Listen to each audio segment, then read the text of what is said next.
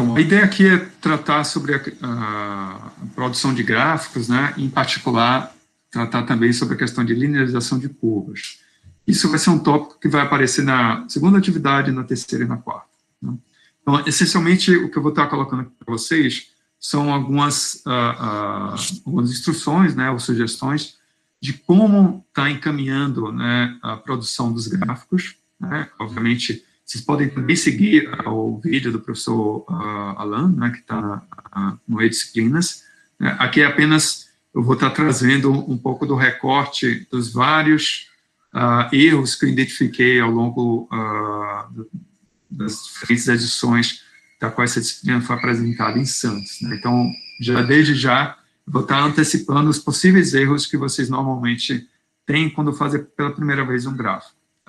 E a gente vai apresentar essa técnica que é de linearização de curvas, que vai permitir que a gente possa obter alguns parâmetros importantes na descrição dos nossos experimentos, né, e dos modelos que a gente pode obter a partir dessas medidas, né?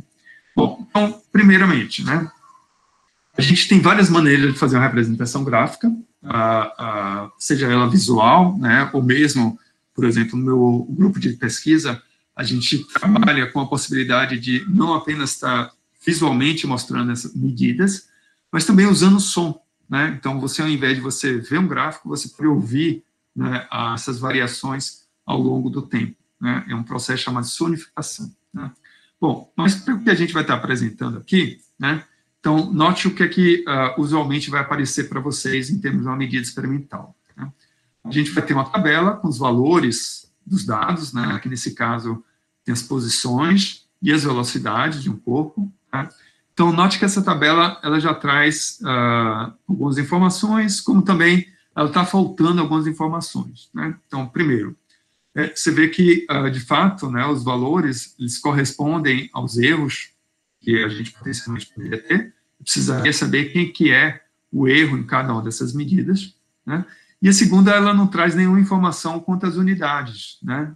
De que posição essa está em metros, está em nanômetros, está em quilômetros, né? Quem é essa velocidade, né? Qual a medida dessa variável que a gente acabou obtendo, né? Em termos das medidas, né? Então, quando for apresentar tabelas, sempre lembre de estar indicando quem são as unidades delas, né? Então, estou trazendo aqui algumas informações que vão ser necessárias quando você estiver apresentando para o relatório, né? E aí vem uma outra informação que é a seguinte: bom, eu posso pegar essa tabela e agora, ao invés de representar ela, né, dessa forma, eu vou estar representando ela num gráfico bidimensional, né? Então, eu tenho tanto as minhas coordenadas, né, XY, né, os meus eixos XY, né, indicando, né, quem seria a variável discreta e a variável, o que você está, de fato, medindo, né? O que é que você está variando e o que é que você está medindo, né? Que é, usualmente, essa escolha XY vem dessa forma, né? As coordenadas e a abscissa desse meu gráfico.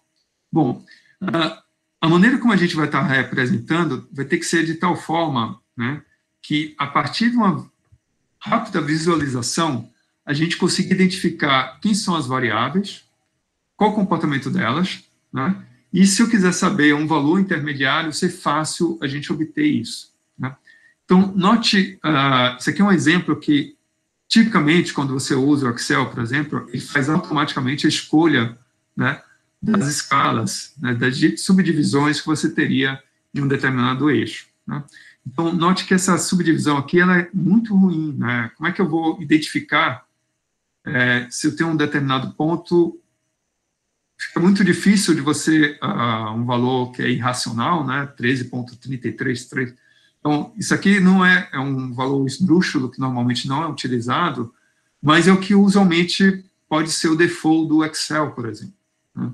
Ou mesmo de alguns outros softwares que fazem o gráfico, os softwares gráficos, né? Então, muito cuidado quando for apresentar em escala, né? E outra tendência natural é de tentar ligar os pontos, né? Então, ligar os pontos, ele ao mesmo tempo, ele pode ser interessante como guiar, uma maneira de você guiar os olhos, né? Mas ele pode esconder qual, de fato, o comportamento esperado para aquelas medidas, né?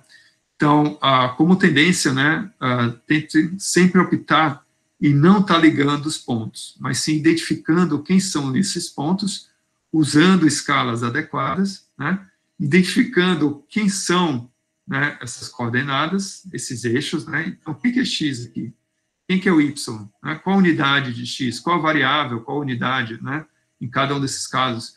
Qual o título desse gráfico? Né, o que é que ele quer me dizer? Né, então, é uma informação que, se eu apenas olhar, para vocês que estão fazendo experimentos, sabem que essa tabela ela tem uma certa. A gente está olhando para a velocidade, para a posição.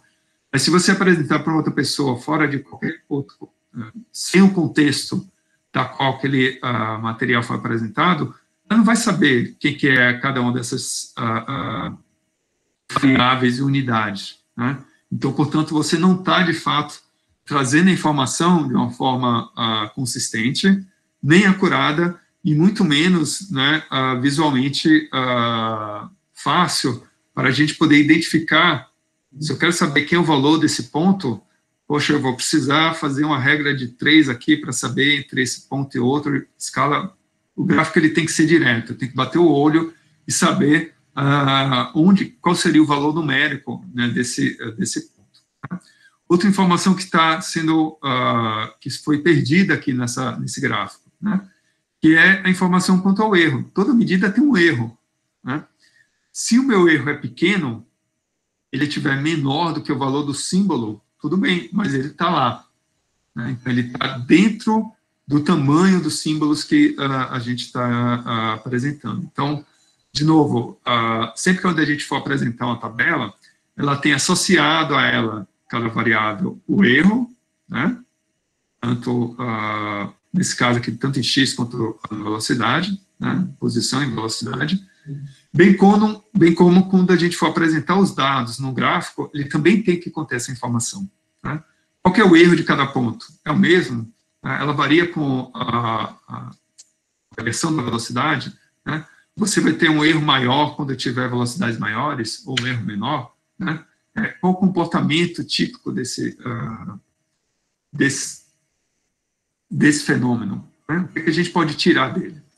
Então, isso aqui é o que normalmente sai no Excel ou no Word, só que não é suficiente. Então, a ideia aqui é trazer para vocês o que precisa para você ter um gráfico, né, de qualidade e que, de fato, possa informando ao leitor, né, ou quem tiver acesso àquele gráfico, né, facilmente ele identificar quem são as variáveis, os valores numéricos, as incertezas, né, e o comportamento típico desse fenômeno. Então, são essas informações que a gente vai precisar trazer, né, e que muitas vezes, se você usar um software gráfico, ele simplesmente vai te dar valores default, né, e não vai trazer toda essa riqueza de detalhes que a gente precisa quando a gente fizer uma descrição gráfica, né, visual, das minhas medidas, tá? Então, essa que é a ideia da discussão agora. Bom, então, para isso, eu vou chamar a atenção sobre o que não fazer, né? Qualquer coisa que aparecer aqui, né, é sinal que vocês podem estar perdendo pontos quando a gente fizer a correção dos gráficos, né? Então, vamos dar uma olhada em cada um desses casos sobre o que não devemos fazer, né, ao longo desse processo, né? Então, vou pegar o primeiro gráfico. Então, é sempre as mesmas medidas, né, que estão sendo apresentadas aqui.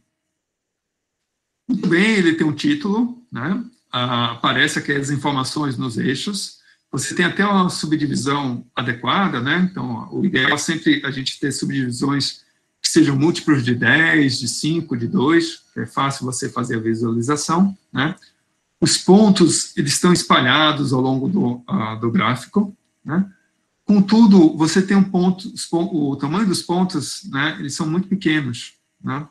E também a gente não tem informação quanto ao erro associado a esses pontos. Então, ele está aqui, mas praticamente você não consegue identificar, né? Então, muito cuidado com isso? Como é que a gente vai estar apresentando visualmente? Porque aqui não é apenas a questão de simplesmente colocar os dados e ver um gráfico, né? A gente tem que colocar os dados, ver o gráfico, mas o leitor, a pessoa que vai estar observando aqueles teus resultados, ser capaz de identificar e claramente saber que esse valor numérico, né? Ele está em torno de quanto? 7,8, né? 50, ele está entre 60 e 80, então deve estar em torno de 63. Então, você rapidamente consegue identificar quem são esses valores numéricos. Tá? Bom, então vamos pegar um outro caso, né? Esse caso aqui da direita superior. Né? Bom, o que ele tem de ruim? Né? Primeiro que, se você... é sempre interessante a gente estar fechando aqui o gráfico, porque fica fácil a leitura. Né? O outro, você tem valores, né, que você foi escolhido aqui um tamanho de símbolo que ele essencialmente ele pode estar entre 80, né, e 86. Né? O tamanho é muito grande, é muito difícil você identificar quem exatamente é o valor numérico desse ponto. Né? Se apresenta alguns dos erros, as barras de erros associadas, né? Você coloca aqui, foi colocada aqui a variável T, mas T pode ser qualquer coisa, pode ser a temperatura, pode ser o tempo, como a gente espera, né? Tudo bem, pode ser meio óbvio, mas para alguém que, no contexto, fora do contexto, talvez seja difícil de identificar quem são essas variáveis, né? A mesma coisa aqui para a posição, né? Então, se eu coloco simplesmente Y, pode ser qualquer outra coisa, né? Então, muito cuidado quando você for apresentar quais são as variáveis, né, que a gente está medindo, né, variando e medindo. E, portanto, fazer uma escolha que seja ideal para a gente poder identificar quem são esses pontos, do ponto de vista numérico. Tá? Vamos pegar um terceiro caso aqui, abaixo à esquerda. Né? De novo, ele é feita uma escolha aqui não muito adequada, né, que é você usar a notação científica na escala, né? Usualmente a gente faz isso na própria legenda. De novo, peca pela falta de informação sobre qual variável está sendo colocada. Né? Numericamente, a gente vai ter que fazer algumas contas do tipo 3/70. Né? Então, não é imediato saber quem que é esses valores numéricos. E talvez o pior de todos os defeitos desse gráfico é que, note que a área total do gráfico foi utilizada apenas 1/4 da área total útil do gráfico. Né? Então, muito cuidado com esse tipo de escolha, que é, essencialmente, por default, o software vai escolher um determinado intervalo. Né? O importante é a gente otimizar, né, de tal modo que ocupe maior área útil possível. Né? Então, gráficos que têm essa área muito vazia aqui, por exemplo, você acaba não sendo interessante do ponto de vista de design, né? E, ao mesmo tempo, também ele dificulta a informação, porque você não fica muito claro qual que é o intervalo, de fato, que essas medidas estão sendo tomadas. Né? E o último caso que eu trago, que é algo também muito comum, que pode parecer, ao invés de colocar os valores, né, nas escalas com divisões bem comportadas, eu vou colocar essencialmente o valor absoluto daquela minha medida, e, portanto, fica fácil para a pessoa saber quem que é a medida. Então, isso é um erro muito comum que deve ser evitado ao máximo, né, porque a vantagem de você fazer a representação gráfica é exatamente a capacidade de, em qualquer ponto da nossa curva, a gente conseguir identificar numericamente quem são os valores dessas medidas. Né? E aqui, nesse caso, né, acaba sendo muito ruim, né, porque você não sabe quem é essas divisões, né, portanto, fica difícil interpretar o modelo físico, o fenômeno físico que está por trás dessa representação. Então, em cada um desses pontos aqui, muito cuidado, né, quando vocês forem fazer um gráfico, e tudo isso aqui vai ser décimos, né, ou alguns meio ponto ou um ponto, que você pode perder ao longo da apresentação dos gráficos, em função de não levar em conta, né, esses vários pontos que eu estou trazendo aqui para vocês, né? Então, o que não fazer é isso. Então, para isso, eu preparei o que a gente seria o ideal, né? A gente ser capaz de, na tabela, sempre ter informação sobre qual variável e o erro associado a ela e a unidade associada a ela, né? Então, note que se o meu erro está com um significativo aqui, os valores da tabela vai seguir exatamente esse significativo. E aí vem alguma coisa diferente do que a gente tinha discutido na atividade 1, né? Então, quando você for apresentar a tabela agora, sabendo quem é o erro, né, você vai apresentar dentro da acurácia que esse erro representa, né? Então, portanto, a minha medida, né, se o meu erro está aqui em um significativo dessa casa, eu tenho que apresentar esse valor. Se eu tivesse medido 6,537, esse 7 aqui, né, ou 3, eles não têm significado, né, ele não é significativo para essa medida. Então, portanto, ele não aparece na tabela das medidas que a gente está apresentando, tá? Então, muito cuidado com essa correspondência entre o erro e o valor, né, medido que a gente estaria apresentando aqui, né? Lécio, você levantou a mão, pode perguntar.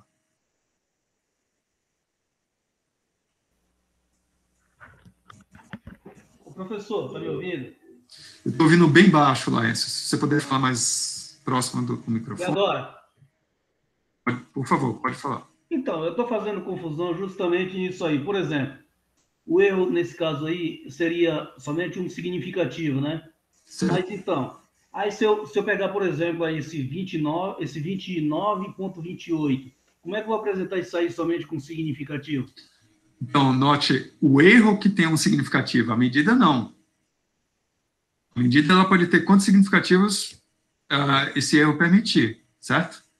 Então, qual que é a questão? A correspondência que eu tenho que levar em conta aqui é, se meu erro é 0,05, então tem um significativo no erro, certo? Então, minha acurácia está até essa casa decimal. Então, a minha medida eu tenho que apresentar até essa casa decimal. Está claro para você? Entendi. Obrigado. Eu imagino que essa questão seja uma questão que muita gente tenha, né? Então, acho que eu vou voltar e repetir aqui, reforçar essa ideia, né? Então, quem tem um significativo é apenas o erro, né? A minha medida pode ter vários, né? Então, como é que eu vou representar essa minha medida, né? Eu vou representar até o número de casas decimais que esse erro tenha como um significativo. Nesse caso, seriam 2 casas decimais, né, depois da vírgula. Então, portanto, você teria, né, a apresentação, note que há uma correspondência entre o valor da acurácia com o significativo do erro, com o valor que estou apresentando da minha medida. Tá? O que é diferente do que vocês fizeram antes? Né? E por que eu estou chamando a atenção que agora a gente vai estar cobrando isso de vocês? Né? Bom, então, se eu fizer minha tabela pode ter qualquer valor aqui, né? Se eu fizer uma conta e der 6,53731, eu vou colocar os valores todos numéricos que aparecerem, né? Mas esse valor que eu estou apresentando, ele está ligado a 2 contribuições. Uma contribuição que é o erro estatístico e o erro do instrumento. Então, portanto, quando eu apresentar esse valor na tabela, né, ela tem que seguir o erro, o intervalo, a incerteza que eu tenho da minha medida, que essa incerteza é a contribuição da parte estatística e a contribuição da parte instrumental. Então, portanto, o erro tem apenas um significativo e eu tenho que respeitar, né, dentro desse um significativo, o número de casas decimais que eu teria para a minha medida. Tá? Então, é dessa forma que a gente vai estar apresentando. Então, note agora o caso da velocidade, né? A velocidade, ela tem um erro que é diferente, ela varia em função de cada medida que eu obtive. Por quê? Porque a velocidade,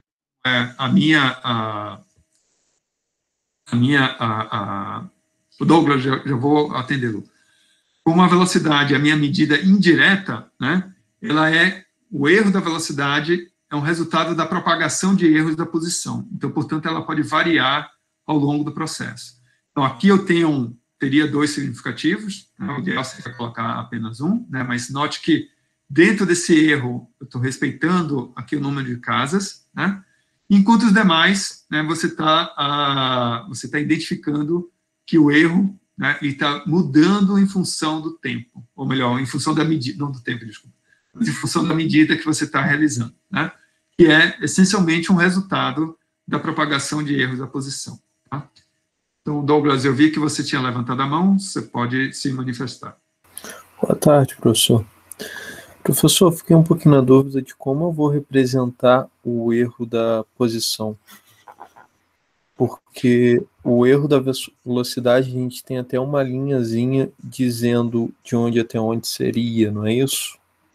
Você está falando graficamente ou... Graficamente. Eu vou chegar lá, Douglas. Ok. Você estava falando da tabela por enquanto, tá? Já vou pegar essa deixa aí e comentar contigo. Então, só antes de responder o Douglas, só fazendo um resumo quanto à questão da tabela, né? Então, muito cuidado, toda tabela tem um título, né?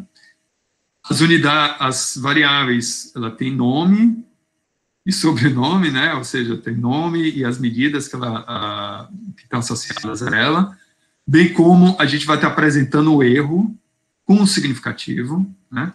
E as minhas medidas, elas vão seguir, né, o número de casas decimais desse erro com um significativo. Né? Espero que tenha ficado claro agora para vocês qual é a relação entre o erro com a medida que eu apresento. Né? Então, não adianta nada você dizer que o erro é 0,05 e você aqui colocar que esse dado é 9,46734 e assim vai, né? Porque esses outros valores que vêm aqui depois não têm menor significado, né? Visto que o meu erro termina aqui. Ela tem a correlação até esse ponto. Né? A mesma coisa para outra medida, que é a medida indireta, né, a qual o erro vai ser o resultado da propagação de erro dessa medida aqui, como a gente vai ver e viu, né, nas atividades ao longo do curso. Né.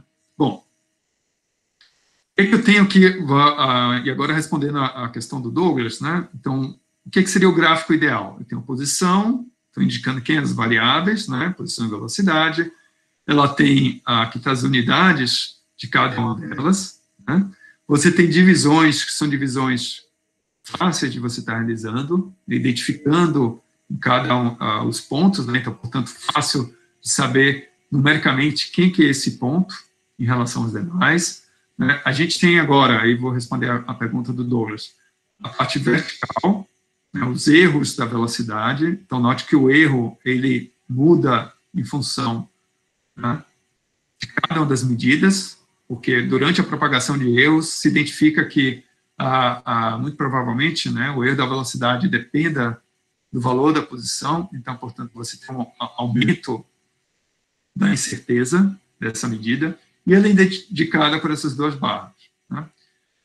No caso da horizontal, que foi a pergunta do Douglas, né, note que esse valor dessa barra horizontal, ela está aqui apresentada, né? Só que ela é menor do que o tamanho do símbolo. Né? Então, no primeiro caso, a gente até consegue identificar, né? Mas você vê que ela acaba se escondendo aqui em função do tamanho do símbolo que foi escolhido. Tá? Então, Douglas, o erro está aqui, né? Ele é apresentado por uma barra no intervalo que varia entre mais ou menos 0,05 metros, né?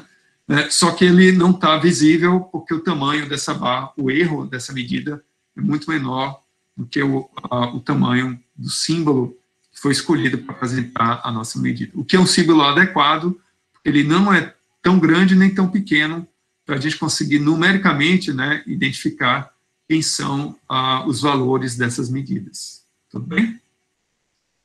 Respondi a sua pergunta, Douglas. Está claro para você? Sim, sim. Perfeito. Então, esse slide aqui, ele resume, na verdade, eu estou trazendo aqui para vocês porque, de fato, boa parte dos erros que vocês vão estar tendo, melhor, a gente identificou, né? Não, espero que vocês tenha aprendido na aula de hoje, né?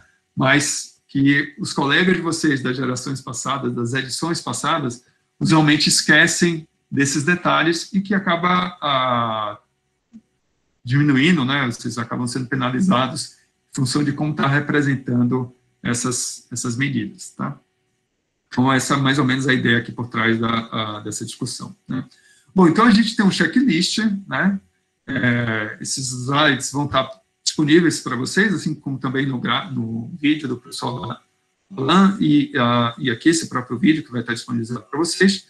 Então, lembre sempre disso, né? A gente tem o título, nunca deixe de estar apresentando.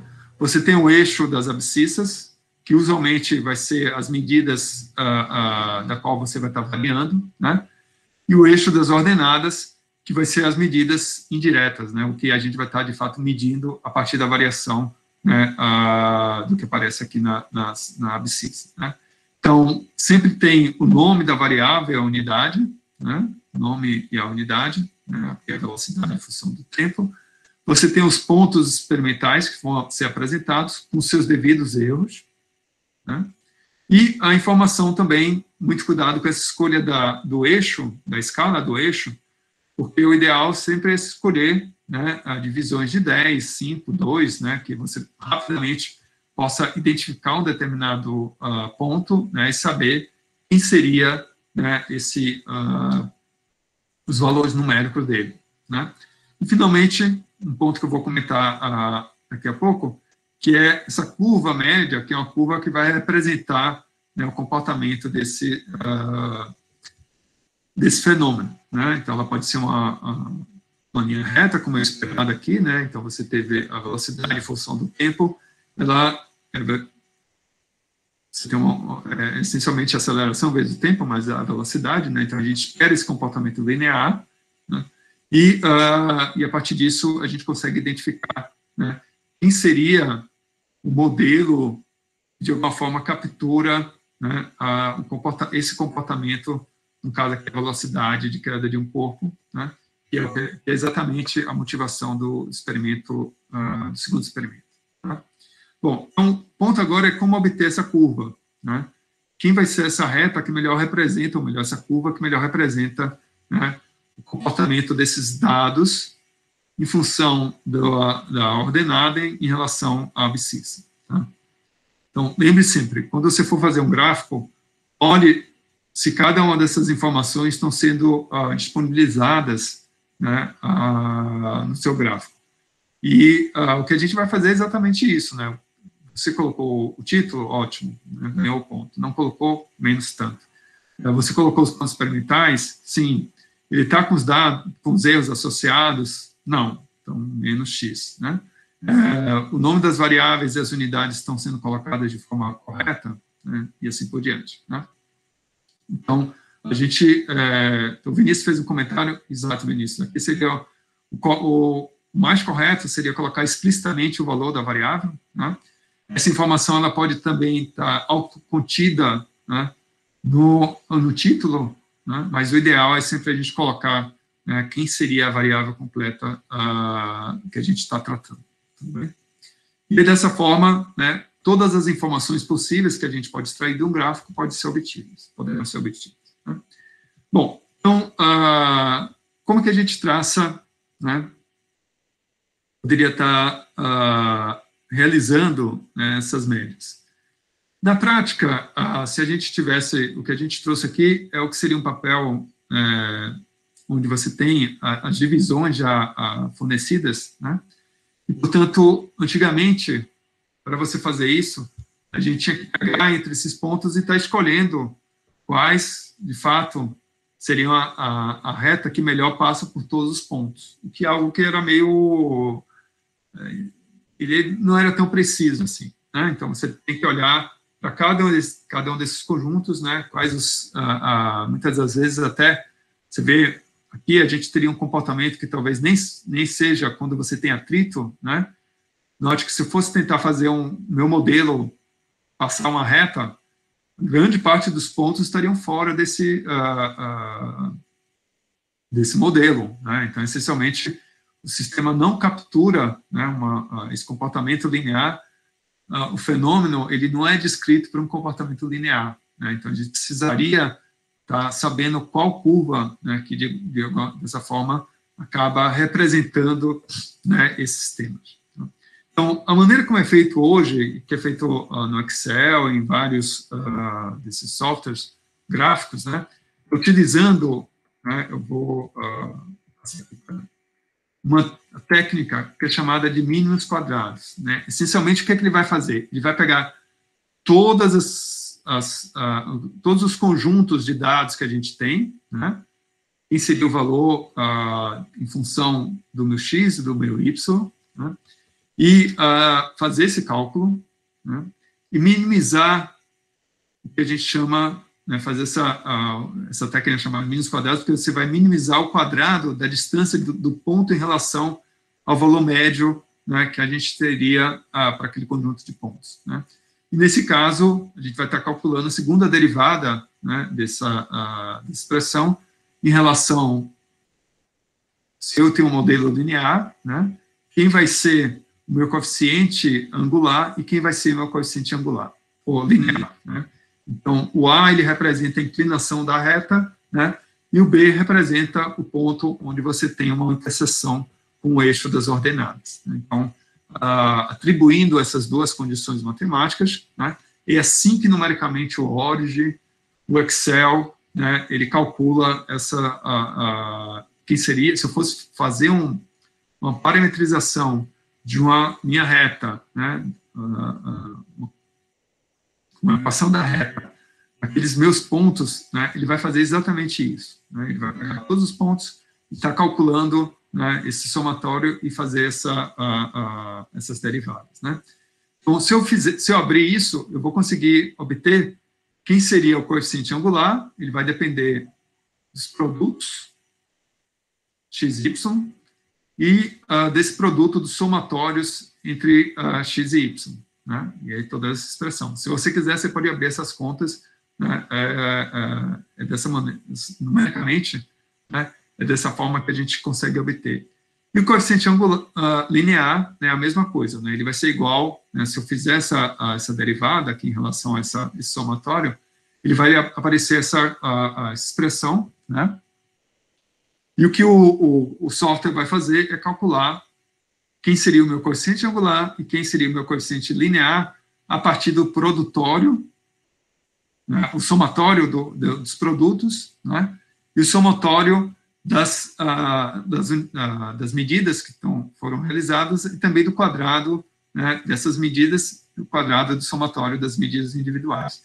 Então, eu precisaria estar sempre calculando os produtos, o somatório das medidas individuais e dos quadrados dessas medidas. Então, com essas informações, a gente consegue obter quem seria o coeficiente angular, ou seja, a inclinação da reta, e quem seria o coeficiente linear, que seria o ponto onde aquela reta tem a interseção com o eixo das ordenadas. Então, muitos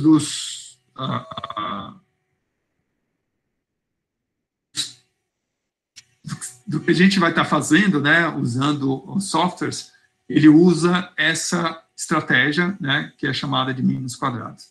Além da informação sobre coeficiente angular e linear, a gente pode calcular também quem seria o erro. Né? E o erro nada mais é do que essa expressão.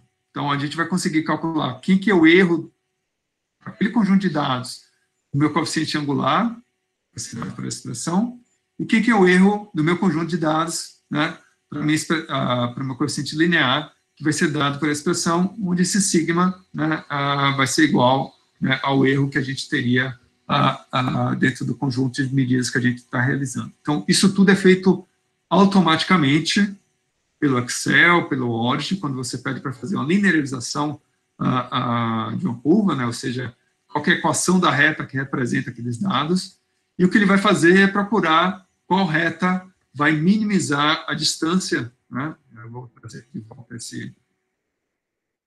Ele vai procurar olhar exatamente para a distância entre os pontos e a reta, né, que minimiza, né, essa distância. É dessa forma que a gente consegue obter, né, numericamente a informação quanto ao coeficiente angular e o erro associado a ele, coeficiente linear e o erro associado a ele. Né? Bom, então, a partir disso, né, isso aí vai, usualmente, se você for usar tanto o Excel, né, quanto o Origin, é dessa forma que esses softwares fazem essa parametrização, né? Mas a gente pode fazer uma outra brincadeira, que ao invés de estar aplicando numericamente uma equação da reta, né, a gente fazer o gráfico, né, para que ele tenha um comportamento linear, né? E aí vem um ponto importante na discussão em física experimental, que é a questão ligada à linearização de funções, né? Então, note que se eu fizesse um gráfico não da posição em relação à velocidade, que a gente sabe que é uma equação da reta, né? É um comportamento linear. Eu fizesse posição em função do tempo, né? Então, o que a gente conhece de cinemática, né? Que essa posição, ela depende da origem, né? Da velocidade inicial vezes o tempo, né? E aceleração sobre 2t². Né? Então, esse comportamento é um comportamento parabólico, tá? Eu poderia estar realizando uma parametrização similar àquela que eu apresentei para a reta, mas agora com um polinômio 2, né? Mas eu posso fazer alguma outra coisa diferente, né? O que a gente vai fazer, ao invés de representar esse meu eixo da abscissa como sendo simplesmente o tempo, né? Eu vou fazer uma divisão eu vou chamar que agora vai ser o tempo sobre 2, né? Então, eu estou pegando essa minha variável aqui como sendo, né, a minha abscissa, né? Então, quando eu faço isso, o que é que acontece com meus pontos, né? Ele, naturalmente, né, aquele comportamento que era parabólico, representado dessa forma, como sendo t² sobre 2, você vai ter um comportamento linear. E aí, se eu fizer a parametrização dessa linha reta, ou dessa equação da reta que passa por todos esses pontos, né, eu vou ter informação que o meu coeficiente angular vai me dar a aceleração, certo? Ou seja, no caso aí, a gravidade. E o coeficiente linear vai me dar quem seria a velocidade inicial, né? Esse ponto aqui. Então, eu posso correlacionar, né, o coeficiente angular como quem está multiplicando, né, aquela a variável que a gente está alterando, em função, né, então, a partir dessa parametrização da equação da reta, com esses pontos, eu vou ter informação da aceleração diretamente, né? Então, meu coeficiente angular me dá a aceleração, e o coeficiente linear me dá a velocidade. Ela está relacionada com a velocidade na origem, né, o V0. Então, portanto, aqui, igual a zero, né? Então, essa é uma forma, né? A partir do gráfico, posição, não mais agora em relação ao tempo, né? Que a gente sabe que ela é uma parábola, comportamento quadrático, né? Você agora tem um comportamento linear. Então, é muito mais fácil você extrair as informações físicas, né, a partir desse comportamento, simplesmente realizando, né, uma mudança de variáveis no teu problema, né? Bom, a gente pode fazer uma coisa muito mais interessante, que vai ser a motivação para as atividades 3 e 4. Imagine que agora eu tenho um comportamento que, ao invés de ser parabólico, né, ele fosse exponencial, né? Como é que eu trato isso? Então, o primeiro caso que a gente pode fazer, pensar, então, minhas variáveis eu estou variando x, né, e medindo y. Precisaria obter quem é o coeficiente a, que está multiplicando exponencial, e quem é o coeficiente de b, né, o expoente que está modelando, né, minha variável em x. Então, a partir disso, eu consigo descrever quem é essa função exponencial, né? Então, o que eu vou fazer é tentar transformar essa expressão, que é uma exponencial, em uma linha reta, ou melhor, em uma equação da reta, né? Então, para a gente fazer isso, uma ideia é, por exemplo, aplicar o logaritmo, né, natural em ambas os lados da equação, então vou ter o logaritmo de y, né, e o ln dessa expressão a elevado a bx. Né? Então, quando eu faço isso, né, o que é que eu posso decompor essa expressão? O que eu vou ter essencialmente o ln de a, né, mais o ln de e elevado a bx é simplesmente bx. Né? Então, note que essa expressão ela se assemelha muito a uma equação da reta. Né? Então, eu tenho uma variável que ela tem um coeficiente linear, e um coeficiente linear, e a minha variável, ela agora tem um comportamento linear. Né?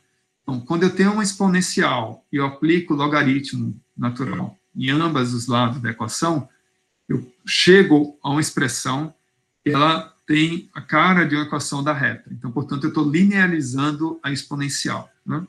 Então, como é que a gente faz isso na prática? Né? Então, eu posso chamar esse A grande de ln de A, né? E esse ln de y é exatamente o que a gente vai estar interessado. Então, aqui eu tenho uma equação da reta, né? Uma equação que é do tipo z igual a b mais ax. Só que agora os coeficientes que a gente vai estar utilizando, né, são coeficientes que a gente vai estar obtendo, né? São coeficientes que, se eu fizer um gráfico onde eu tenho, né, no eixo da ordenada, a minha variável y na escala logarítmica e a minha variável x na escala normal, né, eu vou ter um comportamento que é um comportamento linear e que me permite, né, obter quem são os valores do meu coeficiente que está acompanhando, que é a expoente da exponencial, bem como o valor, né, do coeficiente que está multiplicando a exponencial.